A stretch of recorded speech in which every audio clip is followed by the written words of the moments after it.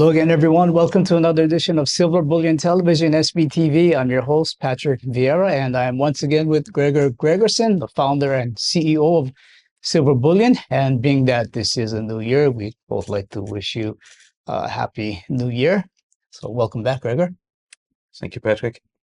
In 2023, we saw quite a bit of silver demand. So we want to go ahead and take a look at how this is going to come forward into 2024. So what we'll do is we'll take a look at the retail side of silver first, and then we'll go ahead and talk about the industrial side of silver. So Gregor, being that you kind of have your hands on both, or you know about both, what can you tell us as far as what you saw in retail silver and what you're looking at in 2024 with retail silver? Well, I think the first thing to understand is that if we look at the silver market as a whole, retail is just a small portion of that. So, and I think for 2023, the defining sort of factor for silver is really the surge of photovoltaic demand from an industrial side. And that has ramifications down the line. I think to understand it best, we need to realize that when it comes to silver, a refinery usually has about three choices on what they produce. They produce silver granules, which are sort of the main feedstock that is used for industrial users. They will produce LBMA bars, which are the large bars, which are the cheapest form of investment grade silver you can get.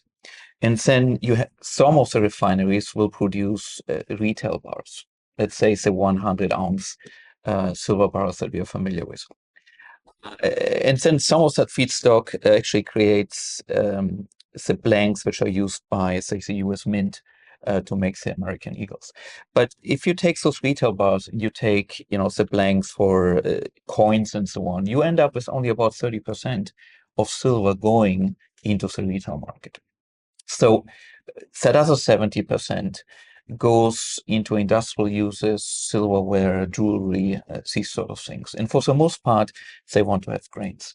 The reason why that is important is sometimes we see premiums for coins kind of shooting through the roof. In the United States especially, right? We have American Eagle coins, which were $6, $7, $8 above spot instead of the usual $2.50. And that's been true for a prolonged period of time. And people have this impression that means we have a shortage of silver. But what we really have is a shortage of American Eagle coins, which are pushing the prices up, or of 100-ounce silver coins. So we really need to look at the bigger picture to see whether we have a silver shortage or not. Because the reality is, if you're a refinery, you have certain equipment you need to make 100-ounce bars. And you cannot increase that at a short notice. You might also not want to increase it because you don't know whether the next year investment demand will still be that high. And so that's where we're having these increased premiums. So what I think is very relevant, for everybody interested in silver, is to understand that I think 2023 is sort of a watershed year, but it's something which most people are not aware of because it's not reflected in the retail side of things. It's reflected in the industrial side. So within this, I think everyone is in agreement that we're going to see more and more industrial use for silver. The retail side, do you think we're going to see a pickup on the retail side? Because that would then cut into the silver demand even more, where both the industry and retail both are looking for that piece of that silver pie.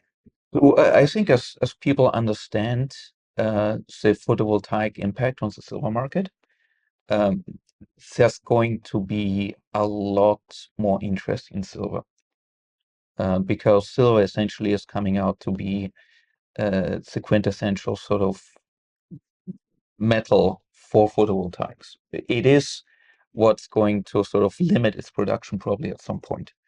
And once people start hearing that, investors are starting to look at silver not just as a monetary function, but really also as a key resource which is becoming more and more precious. And industrial users are going to start bidding those prices up.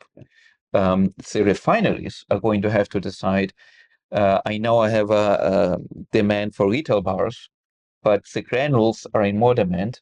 Maybe I'm not going to increase my retail bar production because I need to create more granules.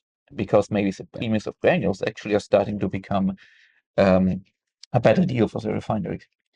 So, in that sense, I think going forward, silver is going to be extremely bullish.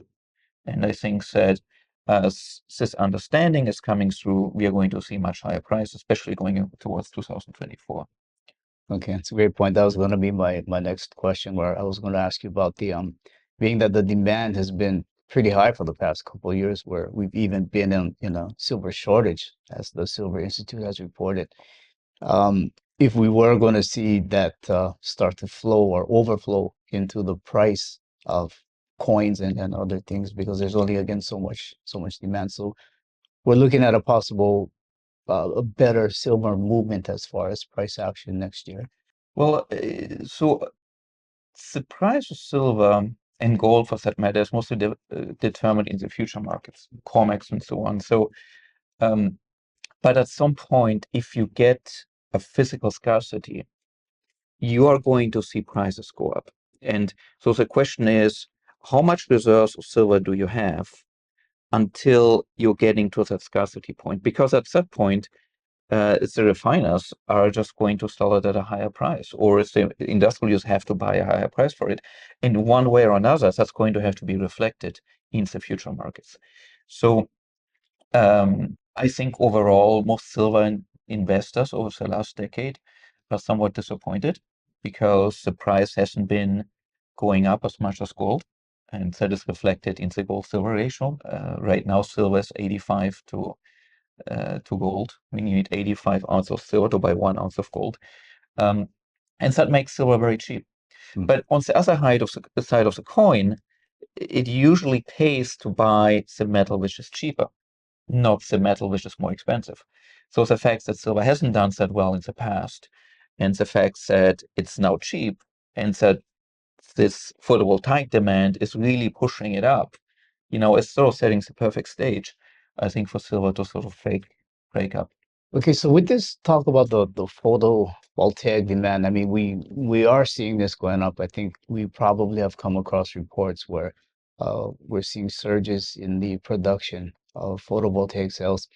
Um, from what you see here in Asia, having a better viewpoint, seeing this demand for photovoltaic cells really starting to pick up.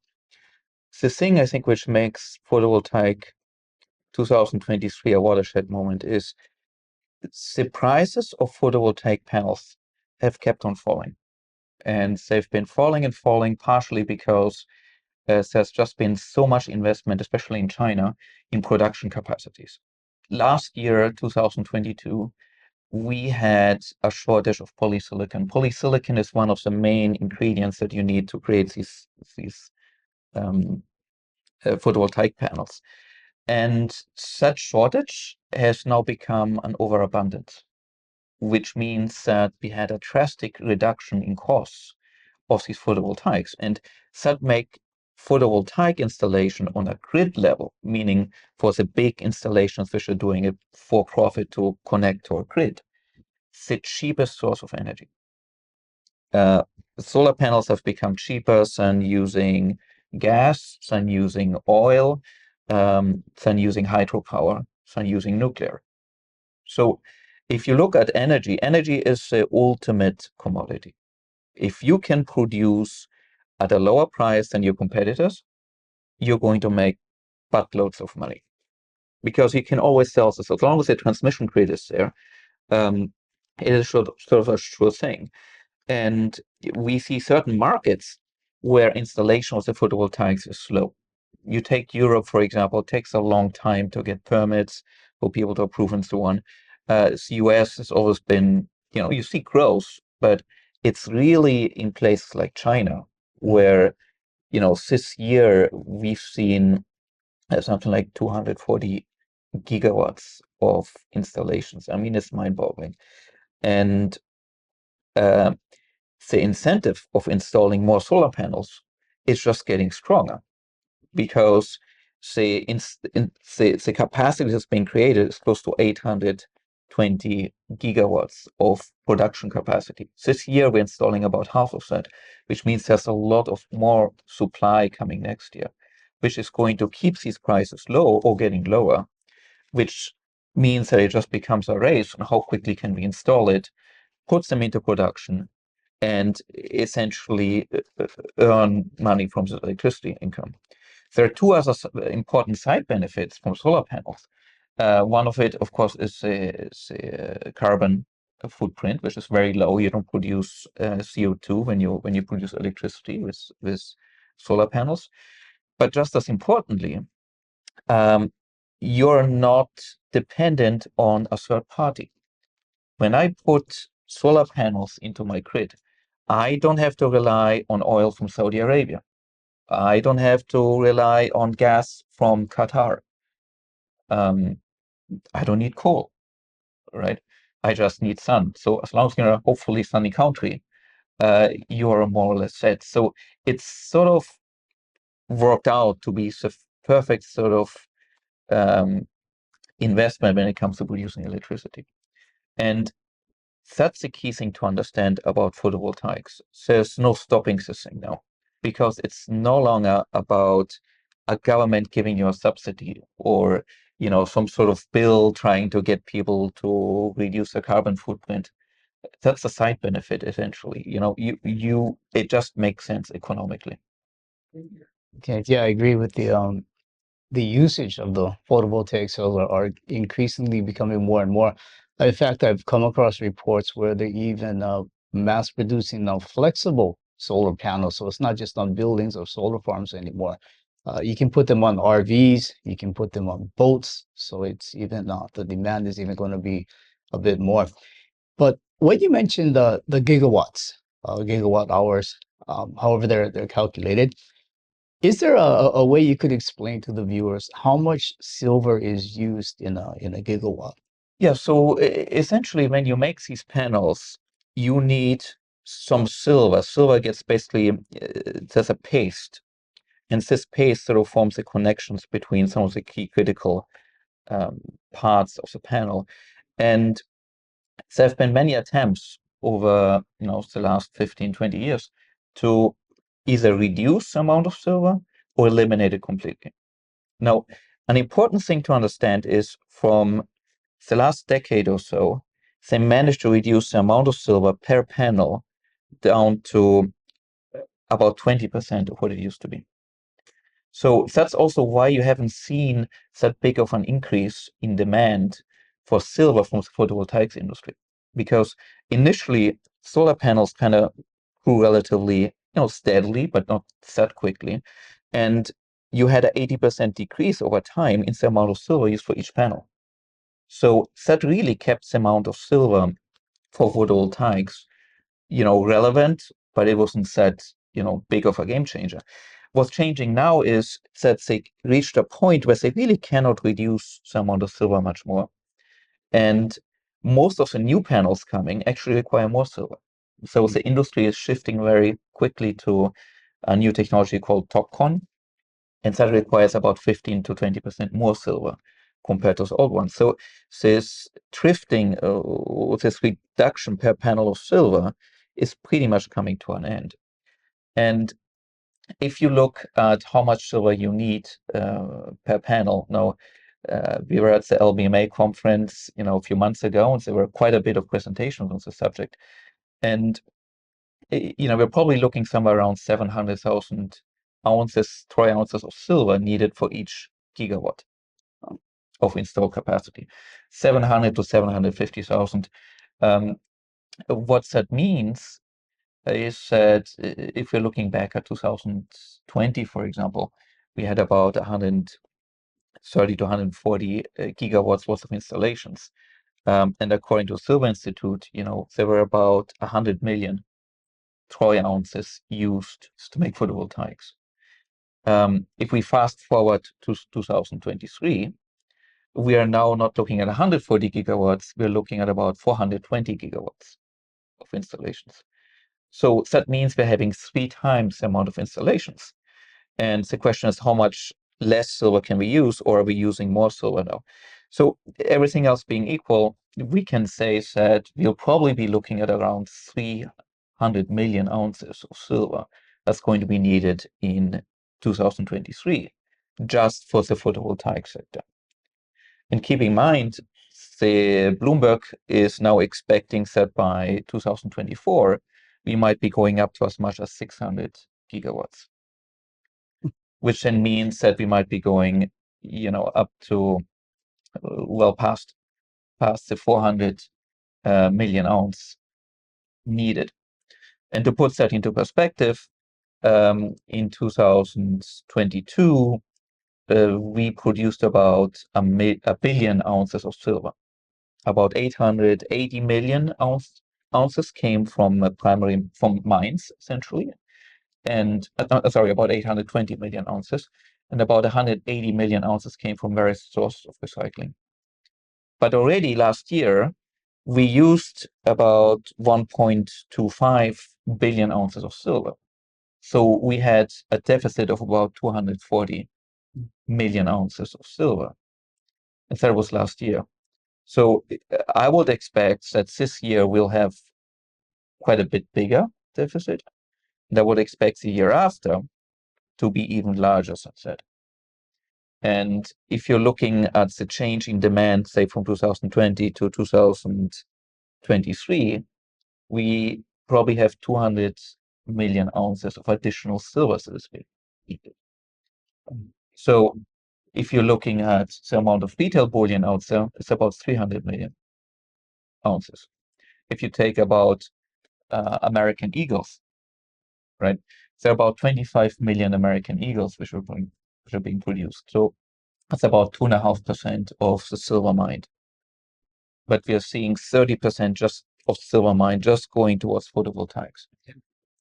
So once we put these numbers in perspective, and once we realize that this demand is going to keep on increasing, and it keeps on increasing because it's the cheapest way to do energy, and we all keep on needing more and more energy. So really, the demand is assured. Mm. The supply is already way beyond what is actually rational. And it just makes sense to install it as quickly as possible. And so those factors are going to drive the price of silver up. I just cannot imagine any scenario where that's not the case. Yeah, I think we're beginning to see it.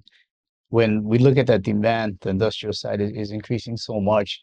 And I know when I have the pleasure to speak with mining companies, they tell me it takes about 10 years from exploration to production for them to open up a new mine. Frankly speaking, I'm not seeing how these miners are going to keep up with that demand. And so I can see where we all see the price being pushed up, but the futures market, still curious, why aren't they seeing it yet? Where they should be pushing up that silver price. We are in a strange phase right now because there's so much demand coming from the industrial side. And yet, for the most part, investors are selling the silver. If you look at the industry as a whole, one reason why I think prices haven't really gone up a lot more is because there's a lot of net disinvestment in silver right now from investors. So you can see that partially in the retail markets that the sky high premiums for American eagles and coins now are coming down to levels which are a bit more reasonable, so to speak. But so at a time when industrial demand for silver is going to all-time highs, we are saying investors essentially selling. I would think that it's probably because they feel that maybe gold is a better solution because the price has been going up more. Maybe some people are going into Bitcoin or other things. But so you essentially have the silver market where there are people sort of going out from it at the very time when it's showing the most promise. And if you look at a gold silver ratio, 85 to 1, it becomes very clear that silver is just undervalued. I like to call it the forgotten metal, but I'm betting by 2024, it will become a lot better known. in the investment world. Ultimately, it's a matter of psychology, it's a matter of interest, it's a matter of, such story being out there. And I will bet that as enough media is starting to report on these things, there will be more people moving into it next year. Okay. Within the silver community, silver investors, we on my side, I hear more and more how the very real possibility of excuse me, let's just call them state actors, where because they know that silver demand is really there and they need to produce things like the photovoltaic cells, energy, things like that. You think that there is some truth to where we are seeing so-called state companies that are going directly to the mines to pick up that silver, and where that silver may not even come into the retail market? Oh yeah, that's a matter of course. I mean, direct agreements between mines, that's sort of, if you look at markets like cobalt, for example, right? Um, uh, Almost all the deals are mines to producers directly. So you don't really go through much on exchange. It's the LME prices that you see, there's almost no liquidity. So somewhat meaningless in a sense, because these deals are all done between mine and producer directly. So you're going to have, some of these sort of deals happening, especially as, industrial users getting more worried about supply. An industrial user wants to lock in a certain price and a certain guaranteed production, and doesn't want to depend on what might happen in the markets in the future.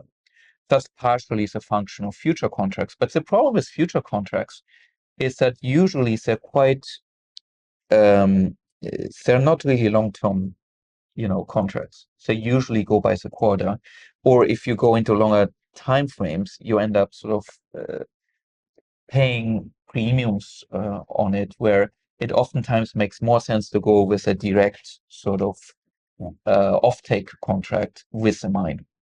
So there's a lot of stuff behind the scenes which we don't see, and that's somewhat normal actually. So that's not something I think which is unusual. We're talking about all this demand for silver. For the layman, how are these guys getting silver? I mean, are they melting down the LBMA bars, or are they, taking in coins and then melting down the coins to have the silver in the form they need it? No, well, sometimes. If you're an industrial user and you need a certain amount of silver and your production is going to stop if you don't have enough silver, you want to get the silver at the cheapest price you have to. But if you need to, you'll go to the higher cost sort of options. So I think most industrial users, they would want to have granules. Because if you think about it, if you're a photovoltaic producer, you're going to have to make a small paste out of the silver. So why start with a huge bar when you can have the little granules and you can kind of cut out, process of cutting up the bar. So granules really are what tends to be the most in demand. If you're in the jewelry business, you want to have granules. So really, the industrial side is all about granules primarily. Granules, however, are not very practical when it comes to storage, because if you have a bag of silver granules, it's a nightmare to test them. I wouldn't want to store granules. So what is going to happen is that the industrial producers try to buy up or get the granules that they need to get. They might have agreement with refineries that they get certain minimum amounts of granules guaranteed. But then if they cannot get those granules, or they need more than they can get, they're going to look at the next best alternative. And usually the next best place to go are going to be the good delivery LBMA bars. Now, the LBMA bars are essentially bars which are made to be the lowest cost silver in bar form available, while maintaining investment grade characteristics. So the purity is very high. They're all labeled with a serial number. Traceability and all of these things are provided. But in order to reduce cost, these bars are not always 1,000 ounce. We're calling them 1,000 ounce, but really they can vary quite a bit because the producer essentially just pours the molten silver into these forms, and then the bar comes out, and one bar might be 100 ounces, as much as 100 ounces, lighter or heavier compared to the 1,000. That makes it more complicated when you sell it to the retail because you have to know the exact weight of each bar, but it reduces production costs. So LBMA bars, good delivery bars, are made to be the lowest cost. If you're producing these panels, you would not go and buy a 100-ounce Johnson Matthey bar at, say, $1.50 or something above spot. If you can buy a good delivery bar at, say, 50 cents above spot, right? Why would you waste $1? And you definitely wouldn't buy a Maple Leaf coin, American Eagle coin, and spend $3.50 or something more, or $4 more, when you don't have to. So really, for industrial users, they will try to go to the exchanges themselves and take as much delivery as they can of whatever bars they need. Now, keep in mind that because what happened in the past with Warren Buffett, which basically started asking for delivery of large amounts of silver, which caused the silver price to spark, and exchanges having to try to make deals and pay him money not to take delivery. Can read it up. That happened in the early 90s. Because that incident, all the major exchanges tend to have limits on how much silver you can actually, take off at any point in time, and industrial users have preference. So if you're trying to get delivery from a good delivery bar in COMEX, for example, it's not that easy nowadays because industrial users will probably take the allocated quota first. I took delivery about 15 years ago, and so I went through the process to see how it works. But I think nowadays, that's getting harder, and that is reflected in the amount of stocks that are left in these exchanges, which have fallen drastically, over the last 3 years or so. I mean, I understand COMEX is getting quite a bit lower, and I think even on the Shanghai Futures Exchange, they're pretty low as well. I became aware of how much silver is being used for photovoltaics because I got a call from a reporter from a big news agency, and he was asking me about it. He had a colleague in the Shanghai Gold Exchange and was saying, "Hey, there's a lot of talk about the silver all going out because of photovoltaic demand. What do you know about that?" And that's really what got me, aware of how exciting this process really is. And if you look at statistics nowadays, I just saw some charts where for the Shanghai Gold Exchange, they lost about 70% of the silver holdings since their peak in 2021 or so. So the last 2 years, there was a reduction by about 70% in stocks. Interestingly enough, it seems to be the same case for COMEX. So in late 2020, that's when they hit sort of the top in silver supplies, and since then we've got about 70% of that leaving COMEX. The LBMA has also seen reductions, not quite as drastic, I think about 30%. But overall, that means that the easily obtainable silver in LBMA form is falling. Yeah. But since the ironic thing is, because investors are selling back, a lot of the bullion dealers and banks actually tend to have plenty of inventory. So we are in a situation now where the supply for silver is falling because of the amount of demand from industrial users, while at the same time dealers are very well stocked with inventory because their clients have been selling back. Yeah, it's a great point because there are times when we hear the so-called silver shortage, and I think I'll let you define actually what a silver shortage may or may not be.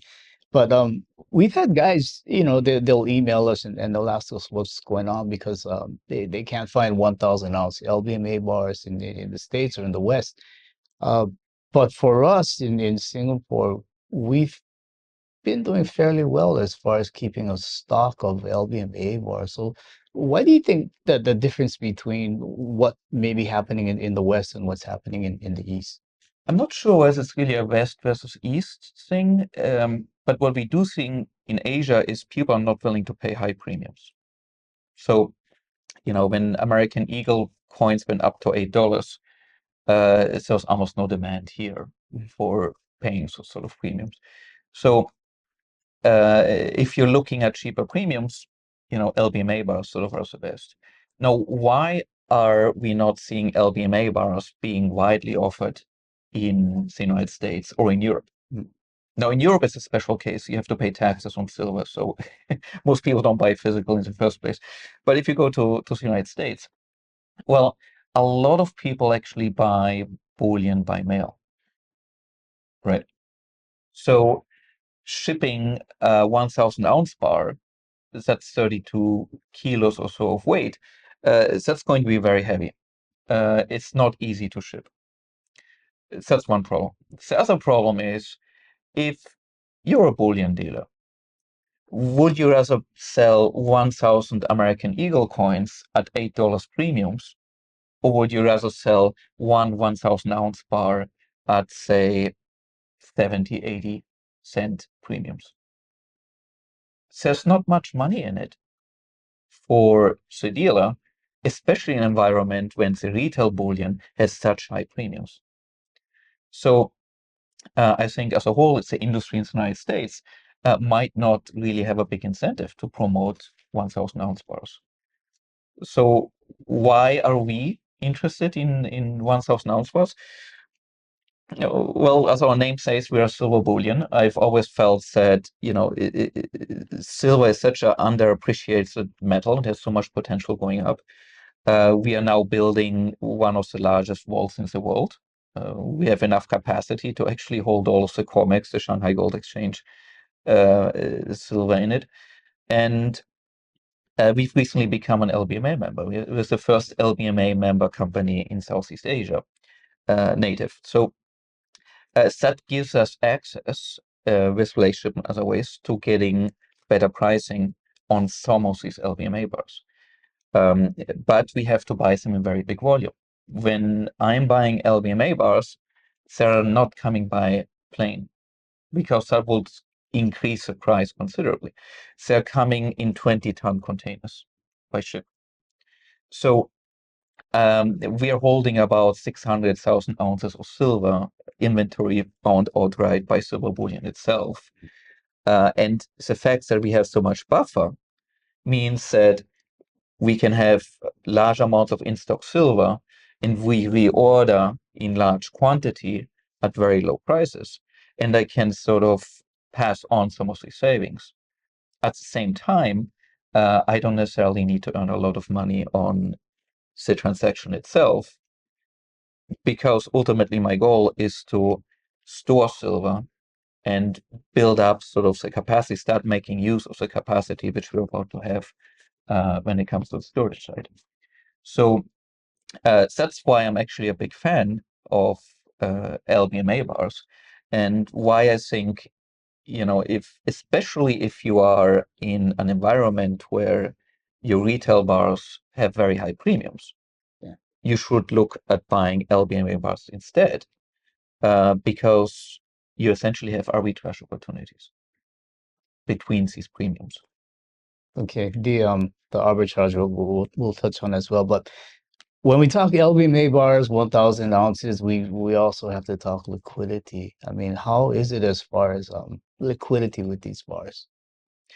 Yeah, so 1,000 ounce bars are the de facto standard when it comes to investment grade bars. So when you go to the retail market, you might not see them a lot, but the exchanges worldwide are going to use these big bars when it comes to doing transactions. It's what's being accepted. So they're by far the most liquid bars. If a client wants to buy $5 million or $10 million of American Eagles, that's not easy to source them. But you want to buy $5 or $10 million worth of LBMA bars, that's not a problem. So as you're sort of looking at bigger quantities, really the LBMA bars is the standard. And that's where it has the best liquidity, basically. And you touched on the arbitrage. How can we play arbitrage with these LBMA bars? I can best explain it with an example. During COVID, we had a moment when silver fell to about $12 an ounce. I had a quick sort of fall. And at the same time, American Eagle coins ended up having very high premium. We're talking $8, $9 per coin. And when you look at it as a percentage basis, and you're looking at, say, $8 or $9 per coin in premium, and you see the price falling down to $12, suddenly we're talking about premiums of 80%. And me personally, I had about 15 monster boxes of silver, which I've been holding for a long time. And I just said, well, it doesn't make sense for these coins to have an 80% premium. So I sold them all and bought LBMA bars with it. I paid about I think 80 or 90 cents above spot.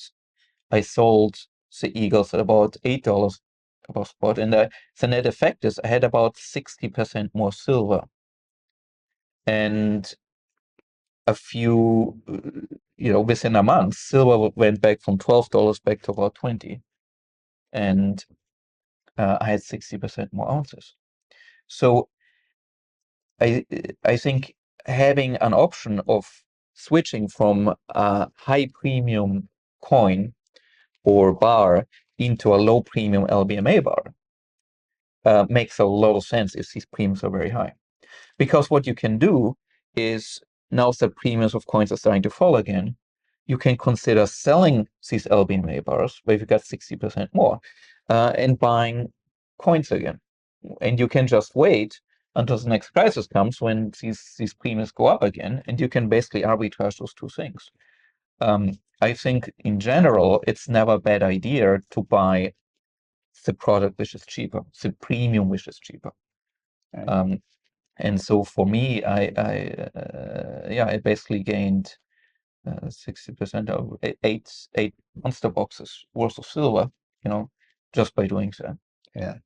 See, that's where Gregor is the CEO and I'm not, because I don't know if you know, but at that time when you sold your Silver Eagles to Arbitrage, I bought the Silver Eagles. So there was Gregor doing his arbitrage and coming out ahead, and then there was me, the non-CEO, buying the Silver Eagles at the premium. So I should have paid more attention to you. But there's a definite point that it makes sense to have some American Eagles and keep some no matter what, depending on what happens. But I think for a large amount of your silver stocks, these LBMA bars can make a lot of sense. Right. And again, just to clear up the shortage part, a shortage of silver does not mean it's an actual shortage at the mine. It could just be where production can't keep up with demand. It's important to understand the picture, because the retail bar is just a subset of that. And if we're looking at last year, we had a 23% deficit. So we do have a shortage of silver, more or less. This year, we're probably going to have a bigger deficit. But even so we have these deficits, it doesn't mean that it's hard to get your bullion in the store. What is important, however, is long term, this is going to play out in a way that silver prices just have to go up. If you're starting to have a shortage in silver grains, if you're going to have a shortage in LBMA bars, silver prices have to go up. Industrial users have to get the silver somehow. And now that they have the killer product in the form of photovoltaic, that demand is only going to go up. And one question which I'm getting sometimes is people saying, well, I heard they're just going to use copper instead of silver. to make photovoltaics. And that's something which companies have tried to do for a long time. The problem with copper is that when you make a solar panel, the expectation is that it will last 25 to 30 years. And a solar producer, especially because it's so competitive now, they have to provide a warranty for 25 to 30 years. You might have a bit of degradation, but it cannot be more than a certain amount. And if the companies which tried using copper, they found that the panels tend to degrade very quickly after 5 to 10 years. And it worked at first, but suddenly you have warranty claims, which are becoming incredibly expensive to do, especially because there's such a delayed effect. If you're starting producing these panels with copper, find out you built millions and millions and millions of panels, and they're getting all these warranties, well, it can bankrupt you. And there have been a number of, solar panel producers in the past which went bankrupt partially because of that. And that made solar panel producers very, very worried about switching from silver to something which hasn't been proven, not over a 1 year period, but over a 10, a 20-year period. And so very careful to reduce silver. They might reduce it by a little 1% here, a little bit here, but replacing silver with something else, that could doom your company out of experience. And that's why, even though you might hear, hey, we might be able to change here and here, in practice, that's not going to happen anytime soon. And we are going to see higher silver prices. So there's no way around it. How do you think this is going to affect the silver to gold ratio? I mean, I think we're at about 80 plus right now. I've heard guys telling me they're seeing mid 60s next year, and I'm not asking you for a number, but just as far as the movement of that silver to gold ratio, which way do you see it going? It has to go lower, meaning silver has to go up relative to gold. I'm a big fan of the gold silver ratio. If you go to our website, you can see how it evolved since 1971. You can actually put in strategies buy silver at 80, or switching to silver at 80, switching to gold if it hits 50, and then see how it played out. And I played with this tool I built for quite a while. And I found that one of the strategies that work best is simply 80-50 rule, meaning that if you have a portfolio and you see that silver is above 80, sell your gold and buy silver. Or if you have to choose, buy silver.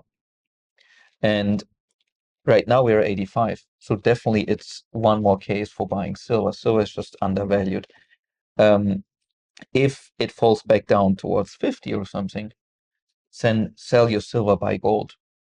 Or buy gold if you're not sure what to buy.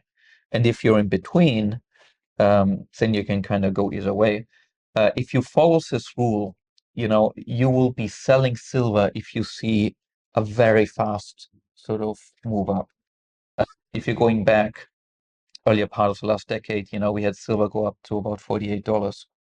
And a lot of people started buying silver when it made new highs. But if you follow this ratio, you would have sold around 42, 43.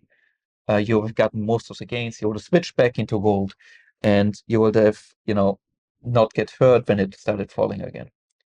So silver gold ratio, I sort of follow it. I wouldn't say blindly, but almost.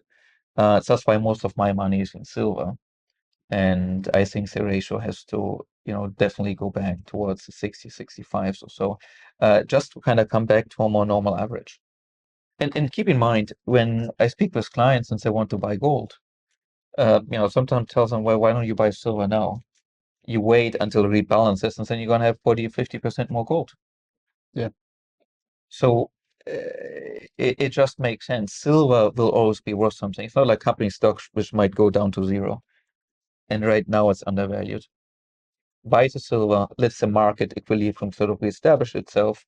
Then you can always switch back into gold or something else. All right. So buy silver. I'm definitely buying silver. I think it's a great investment and insurance. So So with that, Gregor, I'd like to thank you for your time for being here. A lot of us are looking forward to a great year and a great year for silver as well. So thanks again for being here. Appreciate it. Thanks for having me.